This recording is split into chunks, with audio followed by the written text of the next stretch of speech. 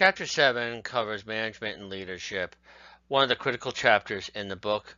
Going through a few topics, I will add a few more things to it. Some of the learning objectives. Things are changing in this world, both gender and with diversity here. More and more people are becoming CEOs, managing companies, climbing into management, and I will be discussing these in this PowerPoint. SHERYL SANDBERG, she is a chief operating officer, I believe, of Facebook. I'm not personally a fan of Facebook. However, I give this woman a lot of credit. She is a high-ranking executive. She has worked there. And she did write a book, which is in the third bullet point, Lean In, which I did read, okay? It's a good book. She has made the company quite profitable. This book, Lean In, is to talk to women saying it's up to the females to become more successful. I'm not saying they are successful, but to lean in on men, your partners, other people in your life, and make them part of the team where you're training them. And as a guy, I had to be trained a little bit, and I was very fortunate in my upbringing personally that my mom didn't have to lean in on my father. I had a father who grocery shopped, cooked, we did a lot. And the other thing too, when we were doing yard work on weekends, my mom was out there helping us trim the hedges, mow the lawn, and toss out the garbage. She just came out with another book this past spring called Option B. I have not read that yet. I do advocate this book. It's not part of the assignment for the course. I think it is good for both genders to read it. So I'm adding a little bit of extra things in this presentation. Management. A lot of you have to manage your own lives. A lot of you will eventually have a job where you will be a supervisor. You have to know how to manage. There's different levels of management. And it doesn't mean you're controlling people. It doesn't mean you are a dictator. Today's managers, okay? It's saying here, getting more women, okay? Many times, and where I am at the college, my boss is a female, okay? And the other thing, too, it talks about elite universities, and there's less elite.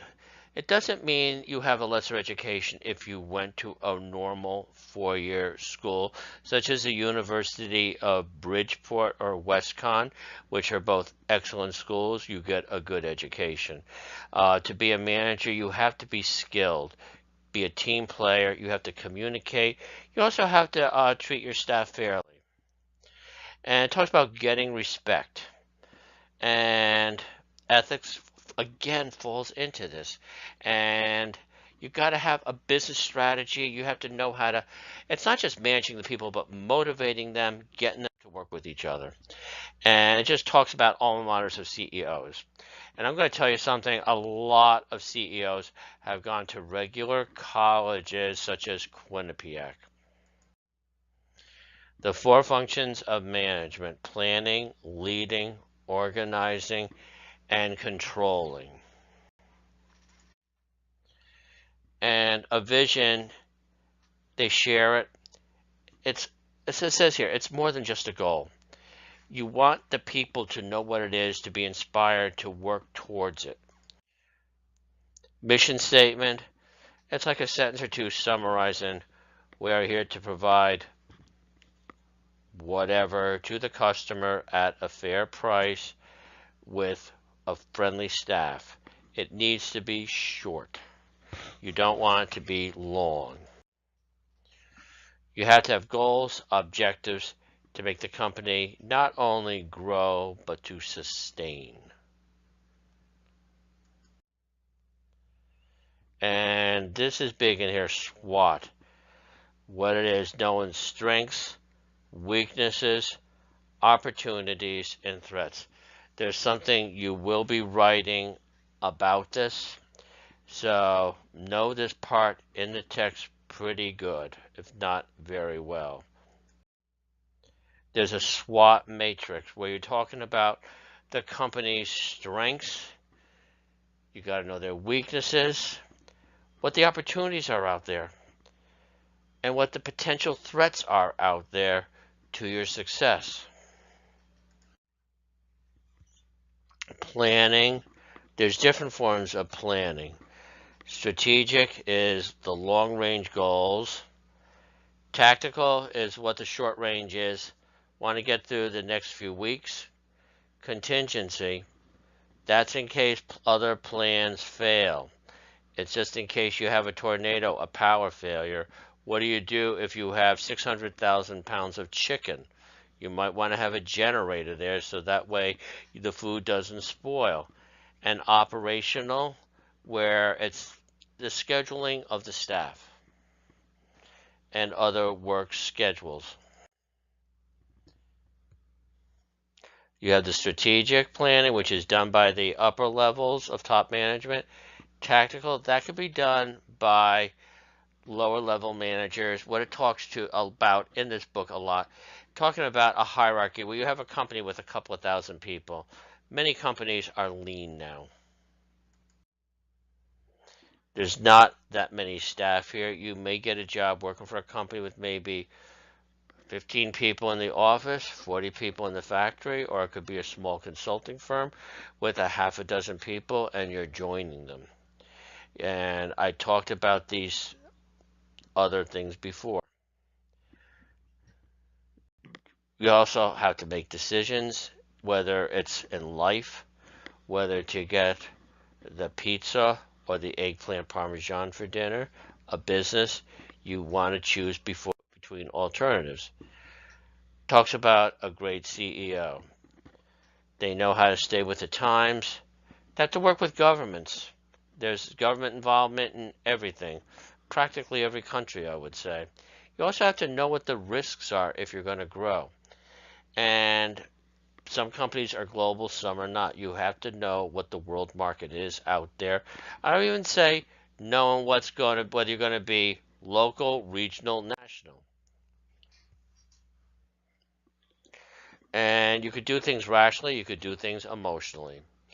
And these are some of the things that you would be doing in there.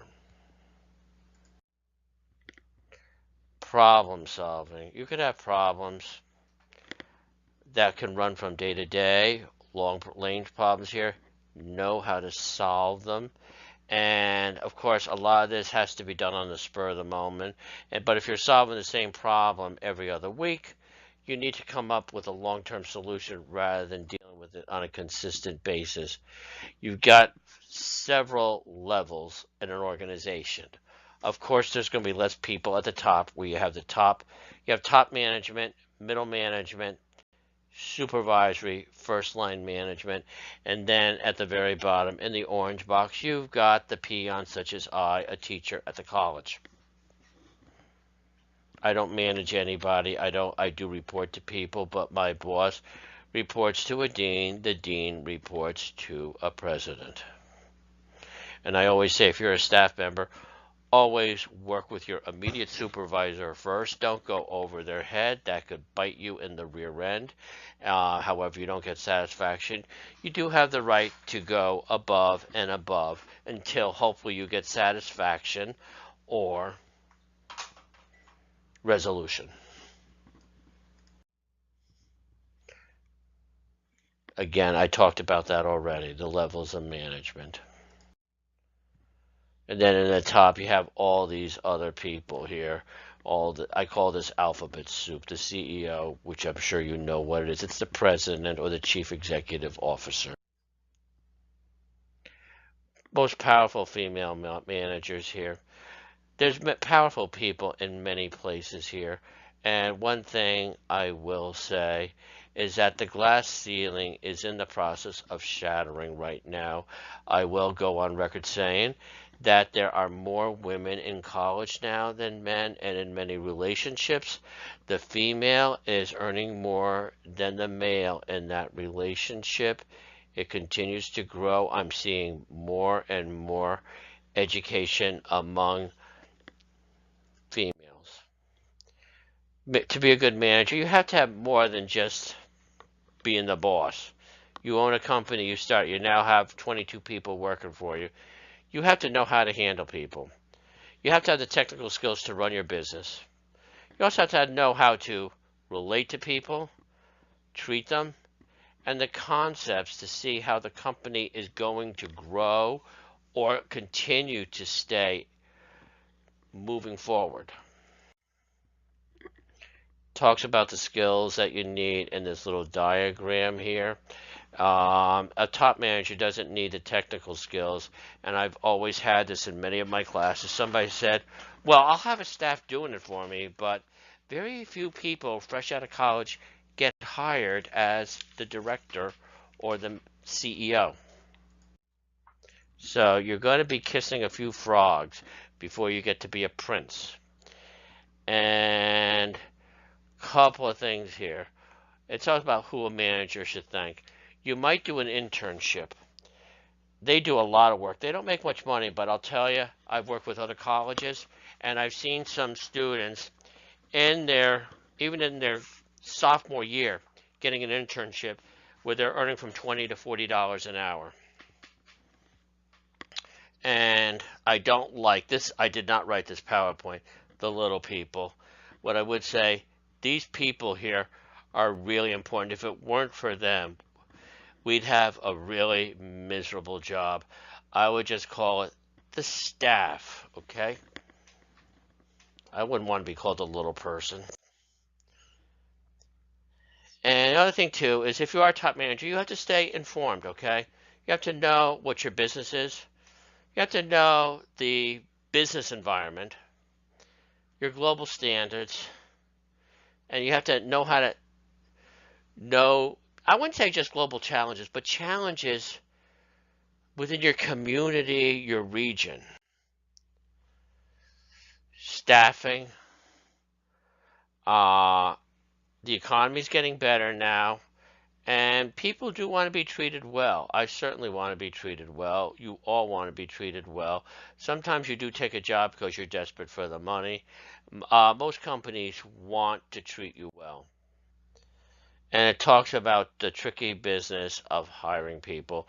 One thing I would say here, number 3, sometimes you can get a really bright person in the wrong job.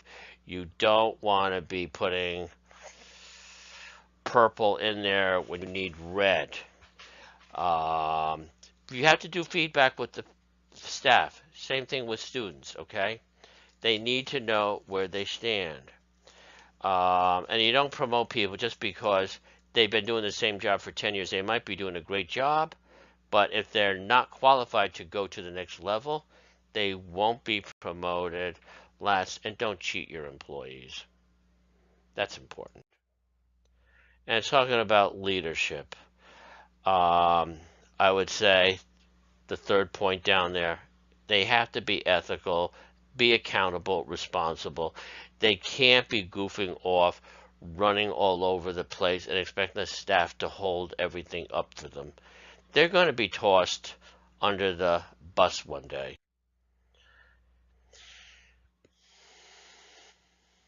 This is an interesting thing here. Again, it's like an ethical thing here. You have information, and how do you help out the boss if you know something is going to fail or you have a strong feeling? Ethical thing, you have the consequences. It could cost the company thousands, maybe millions of dollars. So you've got to speak to the boss, and I would say in private, don't embarrass them at a staff meeting. Say, hey, boss, that's a real disaster that you're proposing. Talk to them privately. They will most likely appreciate it. They might not like it, but they'll listen to you. I would say one thing here, try to make the boss look good when you're in public. Don't make him look like an idiot. The boss can fire you, but you're trying to keep things moving. You don't want to sink the ship. Transparency, where you want people to know exactly where you're coming from, what the business is doing. You don't want to be lying to them. If you're transparent, it increases faith in the organization. It might shake it up a little bit if you're losing money, but the rumors about layoffs too often are real, and you've got to be direct about it. That could be a whole other topic in this discussion. It talks about different types of leadership styles: autocratic, democratic, free reign. I've managed people many times in some of my jobs. I tend to be free reign for the most part if I have supervisors working for me, because I trust them to do things appropriately. I'm dealing with some people where I was the direct supervisor. I might have to be autocratic then, because I want to tell that person in the mailroom, you have to make 13 stops today. You have to go to the post office by 4 o'clock. I don't want them changing things there, deciding to go to the post office at 6 when they closed an hour ago. And then in the middle, we have the democratic leadership. That works good when you're working together as colleagues. Again, this is personal comment from me, the instructor, not from the book. There are chances you may have to change this style. And it talks about leadership styles, where you got this little diagram here between the free reign, the participative, and the autocratic. Depends on the type of work they're doing, as I said, education level, skill level required. And it talks about the 4 types of executives. It talks about progressive leaders. They empower the staff. You can go in some stores, for example, when I had to return some stuff to Home Depot, the staff was able to handle the whole thing. Even though a part was missing, that person made the decision. It was processed within about 2 minutes. They give them tools so that way it doesn't have to go through 12 steps of approval. Helps the customer. I was very impressed with Home Depot the couple of times I've had to return something. It's talking about easing pressure on workers. You want them to be trained. You want them to make decisions. Technology can help, of course. And it talks about shift hiring, emphasis to collaboration. Let people work together. For the most part, people can solve things. It's when the boss gets involved is when 2 people don't get along, or they have, digressing viewpoints on how to do this. One wants to go left, one wants to go right. You have 2 horses leading the cart. They have to go in the same direction. Knowledge is important for any business. And you have the right information. If it's known what's going on, they can do it, follow what is there. You don't want to constantly reinvent the wheel. However, there's sometimes you might want to increase the efficiency of the wheel to make it spin a little faster. Social media, a lot more prevalent today than it was, I'll be honest, even 5 years ago.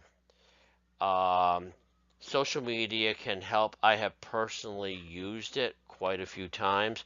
I had a problem with Refrigerator, with the refrigerator. Long story short, refrigerator was had for 6 months. My elderly mother had it. A part broke. The store said it's not under warranty anymore. You're going to have to pay $50. I Facebooked Frigidaire. They got back to me. They said, we will send your elderly mother the part. There will be no charge, which I thought was terrific on their part. It was sure beat writing letters and going back and forth over 6 weeks. They handled it beautifully. I've used social media a few times where it didn't work at all. They said, you've got to return it within 3 days, otherwise we don't give you your money back. And it talks about methods of controlling. Of course, you want to control what's going on in your environment here. You want to have checks and balances. And you don't want people embezzling money here. You want realistic standards. Micromanager. Personally, I don't like them. They want to know everybody's move and action.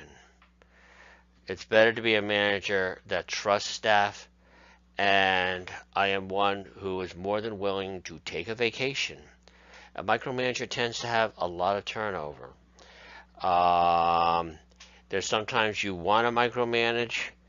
I have seen this and I've done this in certain environments where I have new people working for me and I have to check on them quite a bit.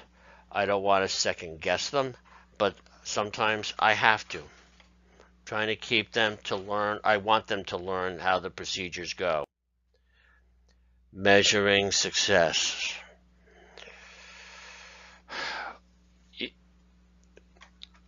The customer who buys your product and they keep coming back to that store and you've got a great staff there, that means you're very successful. The internal customers are those who work in the company within the department. For example, if I have to deal, and I'm in customer service, but I have to deal with a lot of computer issues, I want to make sure that the IT department is providing me with the services I need. And if they're doing it, I'm an internal customer, I am happy with them.